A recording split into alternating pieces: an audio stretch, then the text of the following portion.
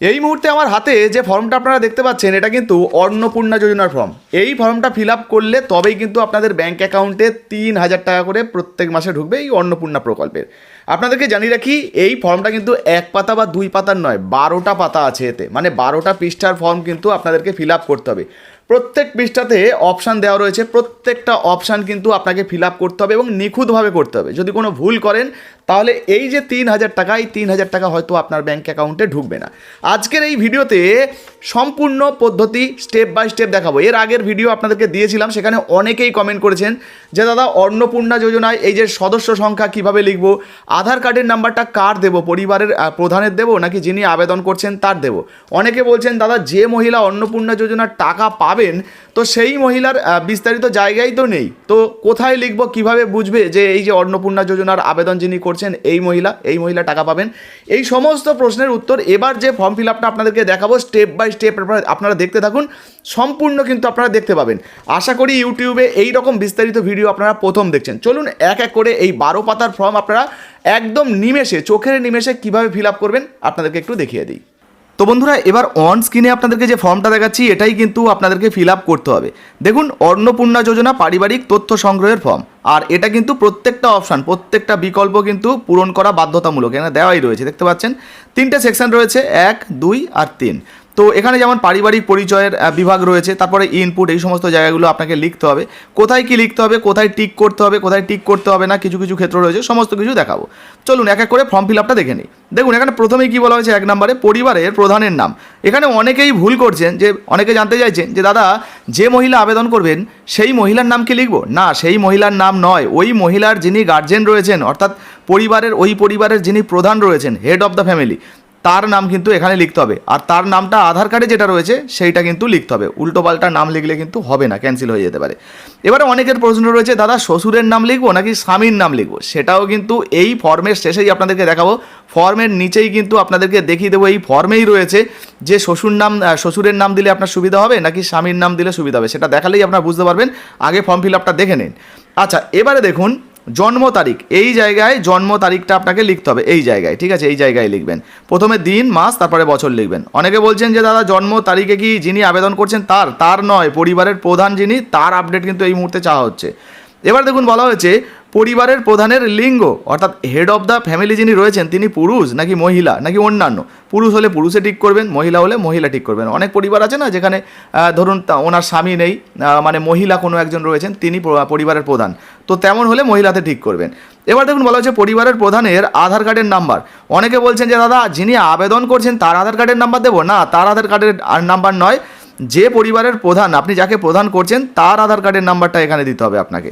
Digital ration কার্ডের পারিবারিক ID যদি থাকে তো এক্ষেত্রে আইডি থাকলে দেবেন, না থাকলে দেওয়ার দরকার নেই, যেহেতু যদি থাকে লেখা রয়েছে, তো আপনার না থাকলে দেওয়ার দরকার নেই। এরপরে নিচের দিকে চলে আসুন, 6 নম্বর অপশানে কি বলা হচ্ছে, পরিবারের সদস্য সংখ্যা, শুধুমাত্র সংখ্যায় লিখুন। তো এখানে ধরুন আপনার পরিবারে কজন সদস্য রয়েছে। অনেকে কমেন্ট করছিলেন যে দাদা আমি যে আবেদন করছি আমাকে নিয়ে আমাদের পরিবারে মোট 4 জন, তাহলে আমি কি লিখবো, সেখানে 3 জন লিখবো না 4 জন? তো আপনাকে নিয়ে যদি আপনার পরিবারের 4 জন হয় তাহলে আপনি এখানে 4 লিখবেন।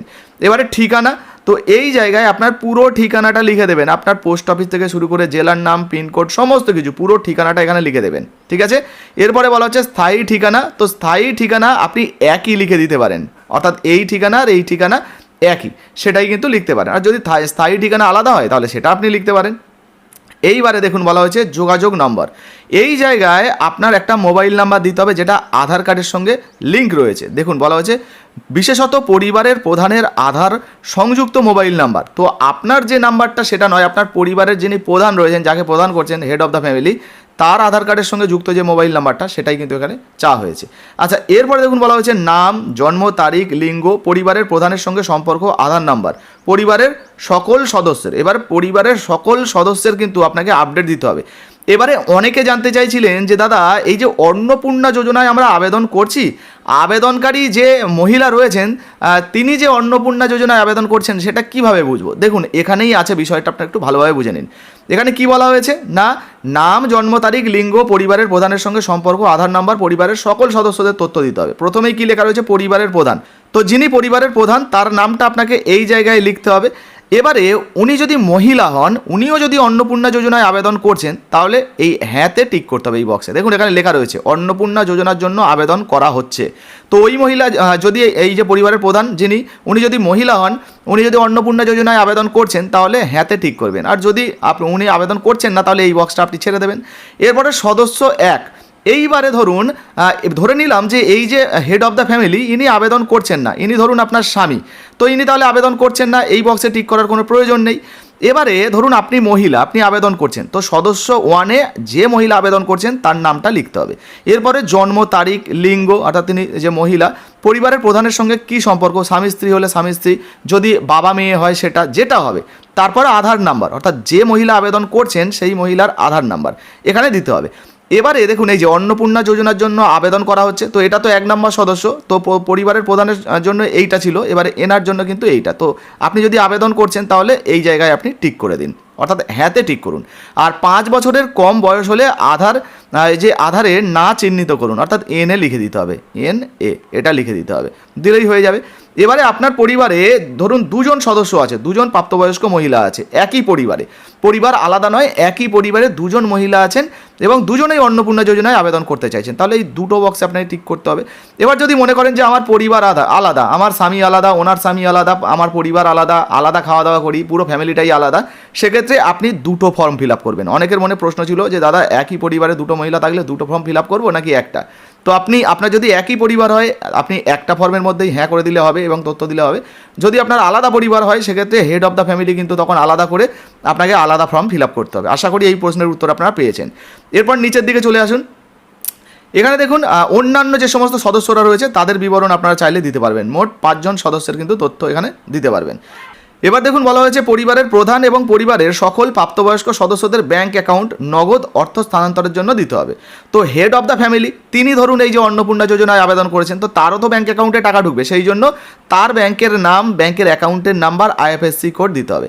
যদি তিনি অন্নপূর্ণা যোজনায় আবেদন করছেন না, ধরুন আপনার স্বামী হেড অফ দ্য ফ্যামিলি, তারপরেও কিন্তু তার ব্যাংকের নাম, ব্যাংক অ্যাকাউন্ট, IFSC কোড এখানে লিখতে হবে। দেখুন বলা হয়েছে ডিবিডি ক্রেডিটের জন্য আধার লিঙ্ক যুক্ত অ্যাকাউন্ট প্রদান করুন। তো যাতে ডিবিডির মাধ্যমে আপনার ব্যাংক অ্যাকাউন্টে টাকা ঢোকে, সেই জন্যই যে ব্যাংকের সঙ্গে আপনার ডিবিডি লিঙ্ক আছে সেই ব্যাংক অ্যাকাউন্টটা আপনারা এখানে দিন। এরপরে সদস্য 1, সদস্য 2 করে এবার আপনার পরিবারের যে কজন সদস্য আবেদন করছে তাদের এখানে কিন্তু ব্যাংক অ্যাকাউন্টের ডিটেলস দিতে পারেন। আর যারা আবেদন করছেন না বা যারা আবেদনের যোগ্য নয় তাদের ক্ষেত্রে কিন্তু না দেওয়াটাই ভালো হবে। যাই হোক, এটুকু আপনারা বুঝলেন।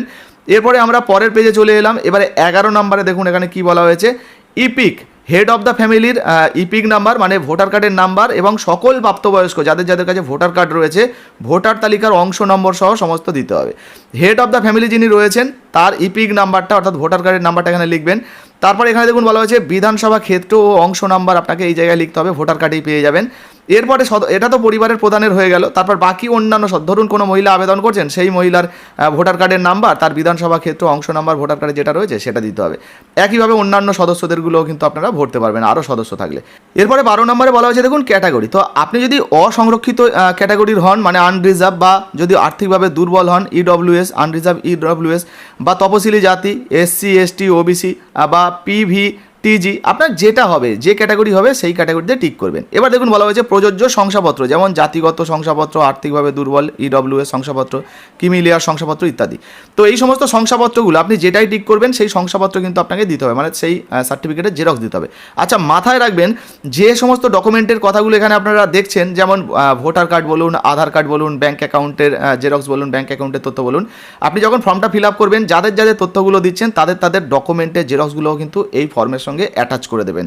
এবারে দেখুন বলা হয়েছে রেশন কার্ড বা খাদ্য ভর্তুকি আপনার আছে কি না, যদি থাকে আপনি এখানে শুধুমাত্র টিক করে দিতে পারেন, ঠিক আছে। এরপরে আমরা 4 নম্বর পেজে চলে যাচ্ছি। তো দেখুন 4 নম্বর পেজে কি বলা হয়েছে, আপনার ডিজিটাল রেশন কার্ড আছে, যদি হ্যাঁ হয় হ্যাঁতে টিক করবেন, না হলে নাতে টিক করবেন। যদি হ্যাঁ হয় সেটা কোন ধরনের, আপনার কাছে WY SPHH PHH RKSY 1 2 যে রেশন কার্ড রয়েছে সেটাই আপনি টিক করবেন। এবারে দেখুন বলা হচ্ছে পরিবারটি রেশন দোকান থেকে মাসিক রেশন তুলছেন, যদি তোলেন তাহলে হ্যাঁতে টিক করবেন, যদি না তোলেন না তাহলে নাতে টিক করবেন। এরপরে বাড়ির ধরন, আপনার বাড়িতে 3 বা তার বেশি পাকা ঘর রয়েছে, অর্থাৎ 3টের বেশি বা তার থেকে বেশি পাকা ঘর রয়েছে, 3টে ঘর থাকলেও যদি আপনার থাকে তাহলে হ্যাঁতে ঠিক করবেন, যদি না থাকে নাতে ঠিক করবেন। আচ্ছা, এবারে দেখুন বলা হয়েছে পারিবারিক জমির মালিকানা, তো আপনার যদি পারিবারিক কোনো জমি থাকে, বংশ পরম্পরায় কোনো জমি থাকে, কোনো মালিকানা থাকে, সেটা কিন্তু এখানে উল্লেখ করতে বলা হয়েছে। যদি থাকে তাহলে হ্যাঁতে টিক করবেন, যদি না থাকে নাতে টিক করবেন। এবার দেখুন, যদি আপনি হ্যাঁতে টিক করেন, কি বলা হয়েছে, রেজিস্ট্রেশন নথি, মিউটেশন কপি, সেই সঙ্গে এবং আরওআর হালনাগাদের তারিখ সহ সর্বশেষ জমির রেকর্ডের কপি, এগুলো কিন্তু আপনার লাগবে। মানে জমি সংক্রান্ত যে কাগজপত্রগুলো আপনার আছে সেগুলো কিন্তু জেরক্স আপনাকে দিতে হবে। এবার দেখুন, বলা হয়েছে 3 নম্বরে, পরিবারের সকল সদস্যের মোট জমির পরিমাণ শতকে। মানে আপনার পরিবার, যে পরিবারটুকু রয়েছে সেই পরিবারের মোট যে জমি, সেই জমির পরিমাণটা কত শতক, সেটা কিন্তু এখানে দিতে হবে। এরপরে বলা হয়েছে দেখুন 4 নম্বরে, যানবাহন। তো যানবাহনের ক্ষেত্রে আপনি বা আপনার পরিবারের কোনো সদস্য কি অবাণিজ্যিক মোটর চালিত 4 চাকার গাড়ি আছে, মানে 4 চাকার গাড়ি কি আছে, যদি থাকে আপনাকে হ্যাঁতে টিক করতে হবে, যদি না থাকে নাতে টিক করতে হবে। যদি হ্যাঁ হয় তাহলে গাড়ির যে নাম্বার সেটা উল্লেখ করতে হবে, রেজিস্ট্রেশন নাম্বার দিতে হবে, এবং গাড়ির যে মডেল নাম্বার সেটাও কিন্তু এই জায়গায় আপনাকে উল্লেখ করতে হবে। এবারে পরিবার ভিত্তিক সদস্যদের স্বাস্থ্য বিমা আছে কিনা, যদি থাকে তাহলে হ্যাঁ দেবেন, যদি না থাকে তাহলে নাতে ঠিক করবেন। আর যদি থাকে তাহলে সেটা কোন ধরনের, সরকারি বেসরকারি কোন ধরনের, সেটা কিন্তু দেবেন। হেড অফ দ্য ফ্যামিলির আছে কিনা, বা কোন কোন সদস্য এর মধ্যে ইনক্লুড রয়েছে, সমস্ত কিন্তু এখানে আপনারা দেবেন। প্রিমিয়ামের বিবরণ সেগুলো কিন্তু দিতে হবে। আর যদি না থাকে তাহলে কিছু দেওয়ার দরকার পড়বে না। এরপর নিচের দিকে চলে আসুন, এখানে দেখুন বলা হয়েছে আয় অর্থাৎ ইনকাম। কোনো সদস্য কি আয়কর প্রদান বা পেশাগত কর প্রদান করে, প্যান বা পি ট্যাক্স দেন অর্থাৎ ইনকাম ট্যাক্স দেন, যদি হ্যাঁ হয় তাহলে হ্যাঁতে টিক করতে হবে। পরিবারের সদস্যদের প্যান কার্ড মানে আছে কি না, যদি প্যান কার্ড থাকে তাহলে আপনাকে হ্যাঁতে টিক করতে হবে। আর যদি হ্যাঁ হয় তাহলে নাম এবং প্যান নাম্বার সেইগুলো কিন্তু উল্লেখ করতে হবে। এবার আপনার পরিবারের যার আছে সেগুলো কিন্তু এখানে দিতে হবে। এবারে আমরা 3 নম্বরে দেখছি, দেখুন এখানে কর্মসংস্থানের ধরন, আপনি কোন ধরনের কাজ করেন। তো মানে আপনি যে কাজ করে ইনকাম করেন সেটাকে কিন্তু আপনাকে এখানে দিতে হবে। এবার দেখুন বলা হয়েছে সরকারি ক্ষেত্রে চাকরি করেন, বেসরকারি ক্ষেত্রে বেতনভুক্ত কর্মচারী, এখানে অনেক অপশান রয়েছে, পরিযায়ী শ্রমিক রয়েছে, বেকার, অন্যান্য, অসংগঠিত ক্ষেত্রে, স্বনিযুক্ত, কারিগর বা শিল্পী, কৃষক, যেটা আপনার হবে সেটা কিন্তু এখানে লিখবেন, মানে তাতে টিক দেবেন। সবচেয়ে উপযুক্ত ঘরে টিক চিহ্ন দিন, যদি থাকে প্রয়োজনীয় নথি বা স্বঘোষণা জমা দিন। তো এখানে এই যে স্বঘোষণা বা নথি যদি আপনার কাছে থাকে জমা দিন। অনেকে বলছিলেন যে দাদা নথি দিতেই হবে, যদি থাকে জমা দিন, যদি না থাকে দেওয়ার দরকার নেই। বা স্বঘোষণাপত্র দিতে পারেন, মানে কোনো সাদা কাগজে আপনি উল্লেখ করে একটা চিঠির মতো করে লিখেও দিতে পারেন। এবারে সদস্য 1, 2 করে এরকম 5টা মোড রয়েছে। তো কোন সদস্য কী কাজ করে সেগুলো কিন্তু আপনারা দিতে পারেন। এরপর নিচে চলে আসুন, এই যে 6 নম্বর পেজে কী বলা হয়েছে, পরিবারের শিক্ষিত প্রাপ্তবয়স্কদের সংখ্যা। এই পরিবারে অশিক্ষিত প্রাপ্তবয়স্কদের সদস্যদের সংখ্যা, মানে একটা পরিবারে আপনার পরিবারে কজন শিক্ষিত কজন অশিক্ষিত। যদি ধরুন 5 জন শিক্ষিত তাহলে এখানে আপনি 5 লিখবেন। আর ধরুন 1 জন অশিক্ষিত তাহলে এই অশিক্ষিতর জায়গায় 1 লিখবেন। আর ধরুন কেউ অশিক্ষিত নেই তাহলে এখানে 0 লিখবেন। এইভাবে আপনারা দেবেন পরিবারের প্রধান শিক্ষিত নাকি অশিক্ষিত। যদি শিক্ষিত হয় তাহলে শিক্ষিতটা ঠিক দেবেন। এবার এখানে দেখুন বলা হচ্ছে পরিবারের সকল শিক্ষিত প্রাপ্তবয়স্ক সদস্যদের সর্বোচ্চ শিক্ষাগত যোগ্যতা প্রদান করুন। মানে ধরুন আপনার পরিবারের যিনি প্রধান, যাকে আপনি শিক্ষিত বলছেন, তিনি কত পর্যন্ত পড়াশোনা করেছে সেটা এখানে আপনি লিখে দেবেন। এইভাবে লিখে দেবেন। এরপর নিচের দিকে চলে আসবেন, অন্যান্য সদস্যদের বিবরণ দিতে হবে। আবার দেখুন নিচের দিকে কী লেখা রয়েছে 5 নম্বরে, কোনো সদস্য কি কোনো সাংবিধানিক পদ, মন্ত্রী, সাংসদ, বিধায়ক, পৌর স্থানীয় সংস্থা বা পঞ্চায়েত সংস্থার প্রাক্তন বা বর্তমান ধারক, মানে কোনো রকম রাজনৈতিক এই যে কাণ্ডের সঙ্গে যুক্ত আছে কিনা, কোনো পদ আছে কিনা, বা কোনো পঞ্চায়েত বা এই সমস্ত জায়গায় কোনো পদে আছেন কিনা।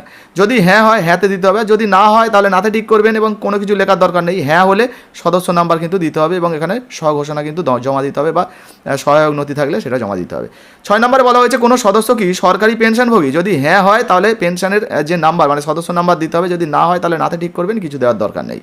আচ্ছা, কেউ কি জিএসটির অধীনে রয়েছেন, মানে জিএসটি ফাইল করেছেন, যদি হ্যাঁ হয় হ্যাঁ দেবেন এবং জিএসটি নাম্বার এখানে বসাবেন। আর যদি না হয় নাতে টিক দিলে আর কিছু লেখার দরকার পড়বে না। পরিবারের মোট বাৎসরিক আয় কত, তো এখানে অঙ্কে লিখতে হবে। ধরুন 1 লাখ টাকা, সেক্ষেত্রে 1 লাখ লিখবেন, মানে 1 লক্ষ লিখবেন। যদি 1.5 লাখ হয়, 2 লাখ হয়, যেটা আপনার পরিবারের বাৎসরিক ইনকাম সেটা আপনি এখানে লিখতে পারেন। এরপরে নিচের দিকে চলে আসুন, উঙ্গা বিভাগে কী বলা হয়েছে, পরিচয় নথি, অন্যান্য পরিচয় নথি। সিএ এর জন্য বর্তমান অবস্থা, মানে আপনি কি সিএ এর আবেদন করেছেন, যদি আবেদন করেন সেক্ষেত্রে আপনি দেবেন। আর প্রযোজ্য না হলে তাহলে প্রযোজ্য নয়তে ঠিক করবেন। আর আবেদন করা হয়েছে যদি হ্যাঁ হয়, আবেদনের নম্বর অন্যান্য যে সমস্ত তথ্যগুলো সেগুলো আপনাকে দিতে হবে। তো এখানে এই সিএতে যদি আপনি আবেদন করেন তবে লিখবেন, না হলে লেখার দরকার নেই, ঠিক আছে। এবারে দেখুন বলা হয়েছে যে অন্যান্য কিষাণ ক্রেডিট কার্ড, কেসিসি কার্ড বা আপনার যদি মৎস্যজীবী ক্রেডিট কার্ড, শিল্পী কার্ড, এই সমস্ত ধরনের শিক্ষার্থী ক্রেডিট কার্ড, মানে স্টুডেন্ট সিসি, এই সমস্ত কোনো ধরনের কার্ড আছে কিনা সরকারি কার্ড, তো যদি থাকে সেগুলো দেবেন। পরিবারের প্রধান এই ধরনের কোনো মানে যিনি পরিবারের প্রধান তার এই ধরনের কোনো কার্ড আছে কিনা, যদি থাকে কার্ডের নাম্বার, আইডি সংখ্যা, যে তারিখে ইস্যু হয়েছে সেটা। আর এখানে দেখুন প্রদানকারী কর্তৃপক্ষের বিবরণ, মানে কোথা থেকে এই কার্ডটা ইস্যু হয়েছে, কারা দিয়েছে সেটা কিন্তু দিতে পারেন। এবারে 1-2 করে বাড়ির প্রত্যেকটা সদস্য রয়েছে তাদেরগুলোও কিন্তু আপনারা দিতে পারেন। নিচের দিকে চলে আসুন, এখানে কি রয়েছে 3 নম্বরে, যদি SIR 2026-এ নাম বাদ পড়ে থাকে তবে মামলাটি ট্রাইব্যুনালে বিচারাধীন কিনা, যদি এর মধ্যে প্রযোজ্য হয় দেবেন, আর না হয় না দেবেন। আপনার ক্ষেত্রে যেটা প্রযোজ্য হবে সেটা কিন্তু এখানে টিক করবেন। নিচের দিকে চলে আসুন, বিভাগে সামাজিক মর্যাদা এবং নির্ভরশীলতা ব্যক্তিগণ। দেখুন মানে নির্ভরশীল ব্যক্তিগণ, আপনার উপরে যারা যারা নির্ভর রয়েছে। বিদ্যালয়ে অধ্যয়নরত পরিবারের সকল শিশুর বিবরণ। আপনার পরিবারে যদি কোনো বাচ্চা থাকে, ধরুন 2টো বাচ্চা আছে বা 3টে বাচ্চা আছে, তাহলে এই যে সদস্য সংখ্যা এখানে আপনি 3 লিখবেন।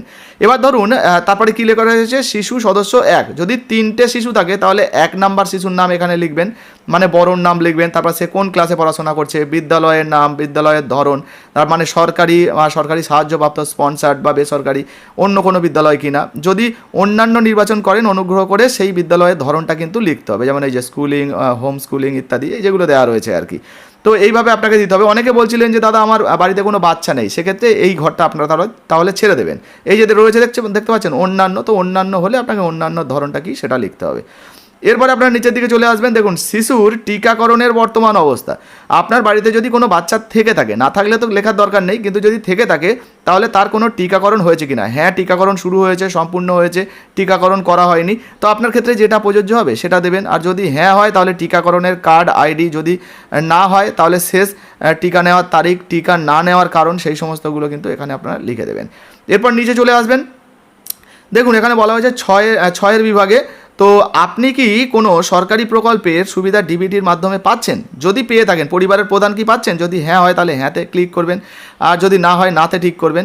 আর দেখুন যদি হ্যাঁ হয় তাহলে প্রকল্পের নাম কিন্তু আপনাকে উল্লেখ করতে হবে, প্রকল্পের নাম, তারপরে বিস্তারিত কোন কোন তথ্য পাচ্ছেন আর কি, কোন কোন প্রকল্পের সুবিধা পাচ্ছেন সেগুলো লিখতে হবে। এরপরে অন্যান্য সদস্যরা যদি পায় তাহলে সেগুলোও কিন্তু আপনারা এখানে দিতে পারেন। এরপর নিচের দিকে চলে আসুন, নিচের দিকে আসার পর এই যে দেখুন বাদ দেওয়া হলে কারণ অফিসার কর্তৃক পূরণীয়। অর্থাৎ আপনার এই ফর্মটা যদি বাদ হয় তাহলে যিনি অফিসার ভেরিফিকেশন করছেন বা ফর্মটা জমা নিচ্ছেন তিনি কিন্তু তার কারণ এখানে লিখে দেবেন, সিগনেচার করে দেবেন। আর এটা কিন্তু আপনার স্বঘোষণাপত্র, এখানে সম্মতি প্রদানে আপনি কি করবেন, টিক করবেন, এখানে সই করে দেবেন। এবারে দেখুন এই ফর্মটি যাচাইযোগ্য, এখানে কিন্তু যিনি আধিকারিক রয়েছেন তিনি সই করবেন। এবারে দেখুন আপনাদেরকে প্রথমেই বলেছিলাম না যে পরিবারের যে প্রধান আপনি কার নাম লিখবেন। এখানে কিন্তু বলা হয়েছে পরিবার বলতে এমন একদল ব্যক্তিকে বোঝায় যারা সাধারণত একই সঙ্গে বসবাস করেন এবং একই রান্নাঘর থেকে খাবার গ্রহণ করেন। অর্থাৎ আপনার পরিবারে ধরুন শ্বশুরমশাই আছেন, কিন্তু শ্বশুরমশাই আলাদা রান্নাঘরে খাওয়া দাওয়া করে, তাহলে তো তার পরিবার আলাদা হয়ে গেল, এবং আপনি আপনার স্বামীকে নিয়ে আলাদা খান, সেক্ষেত্রে আপনার পরিবার আলাদা হয়ে গেল। তো এটা আপনারা একটু নিজেরা হিসাব করে নেবেন যে আপনারা একসঙ্গে আছেন, একই পরিবার নাকি আলাদা পরিবারে আছেন, তো সেই হিসাব করে নেবেন। আপনাদেরকে বললাম না যে ফর্মেই রয়েছে, আপনাদেরকে দেখিয়ে দেবো, অনেকে হয়তো দেখেন না সেই জন্য বুঝতে পারেন না। এইবারে দেখুন এই জায়গায় কি বলা হয়েছে, শুধুমাত্র সরকারি ব্যবহারের জন্য। তো এখানে আপনার কিছু করার দরকার নেই। অনেকে বলছেন যে দাদা এই জায়গায় যে স্বাক্ষরের জায়গা রয়েছে এখানে কি আমার সই করব নাকি অফিসার সই করবে? তো আপনার সই করার দরকার নেই, যিনি আধিকারিক রয়েছেন তিনি সই করবে। আর এই জায়গাটা দেখুন এখানে আমি, তো এই জায়গায় আপনার নাম, তারপরে আপনার বাবা বা যিনি গার্জেন তার নাম, গ্রাম বা শহরের নাম, গ্রাম পঞ্চায়েতের নাম, ব্লকের নাম, পৌরসভা, জেলার নাম, সমস্ত কিছু এইটুকু আপনারা লিখে দেবেন। বাকি আর কিছু লেখার দরকার নেই, বাকি কিন্তু আধিকারিক যারা রয়েছেন তারা ফিল আপ করবেন। সূত্রের খবর অনুযায়ী অন্নপূর্ণা যোজনার ফর্ম আধিকারিকরা আপনাদের বাড়িতে এসে দিয়ে যাবে। তারপর যদি আপনি ডাউনলোড করতে চান, লক্ষ্মী ভাণ্ডারের যে অফিসিয়াল ওয়েবসাইট সেটা ওপেন করবেন। এই যে দেখতে পাচ্ছেন মোবাইলে লিখে সার্চ করলে লক্ষ্মী ভাণ্ডারের অফিসিয়াল ওয়েবসাইট চলে আসবে। আর এখানেই কিন্তু ফর্ম ডাউনলোডের লিঙ্ক দেওয়া রয়েছে, যে ফর্মটা আপনি ডাউনলোড করতে চান লিঙ্কে ক্লিক করবেন, ডাউনলোড হয়ে যাবে। তো দেখতে পেলেন বন্ধুরা, এইভাবে কিন্তু আপনারা অন্নপূর্ণা যোজনার যে ফর্ম মানে সেই আবেদনপত্র এটা কিন্তু ফিল আপ করতে পারবেন। 12 পাতার ফর্ম সঠিকভাবে ফিল আপ করবেন, যদি ভুল করেন তাহলে আপনার ব্যাঙ্ক অ্যাকাউন্টে টাকা নাও ঢুকতে পারে। এবার অনেকের মনে প্রশ্ন রয়েছে, দাদা এই ফর্মটা ফিল আপ করা হয়ে গেল, ধরুন আধিকারিকরা বাড়ি এলো, ফর্ম দিল, ফিল আপ করলাম, জমা কোথায় করব? দেখুন আপনি যদি গ্রামে হন সেক্ষেত্রে আধিকারিকরা এলে আপনাদেরকে জানাবে। তারপরেও আপনাদেরকে জানিয়ে রাখি, আপনি যদি গ্রামে হন সেক্ষেত্রে গ্রামের যে সমস্ত কাজগুলো বিশেষত ব্লক মানে বিডিও বা পঞ্চায়েতে হয়, তো ওখানেই আশা করি আপনার ফর্ম জমা করতে পারবেন। পারবেন। আর যদি আপনি শহর অঞ্চলে হন, মিউনিসিপ্যালিটি ওয়ার্ড যে সমস্তগুলো রয়েছে সেখানে কিন্তু আপনারা আশা করি ফর্ম জমা করতে পারেন, কোনো সমস্যা হবে না। তাছাড়া আধিকারিক যারা আসবে তাদের থেকেও কিন্তু আরও বিস্তারিত জানতে পারবেন। আর ফর্ম ফিল আপ তো আপনাদেরকে দেখিয়ে দিলাম। এরপরেও যদি আপনার কোনো প্রশ্ন জিজ্ঞাসাবাদ থাকে তাড়াতাড়ি কমেন্ট সেকশনে কমেন্ট করুন, শীঘ্রই এর উপরে নতুন ভিডিও আনবো, যাতে করে আপনাদের কোনো রকম কোনো সমস্যা না হয়, কোনো সমস্যা ছাড়াই আপনারা ফর্ম ফিল আপ করতে পারেন। ভিডিও ভালো লাগলে লাইক দিয়ে শেয়ার করে দেবেন। ফেসবুক থেকে দেখছেন এখনো পর্যন্ত পেজটা ফলো করেননি, অবশ্যই ফলো করে পাশে থাকবেন। আর হ্যাঁ, ইউটিউব থেকে দেখলে সাবস্ক্রাইব করতে ভুলবেন না, সর্বশেষ শেয়ার করতে ভুলবেন না, যাতে অন্যান্য বন্ধুদের উপকার হয়। ধন্যবাদ।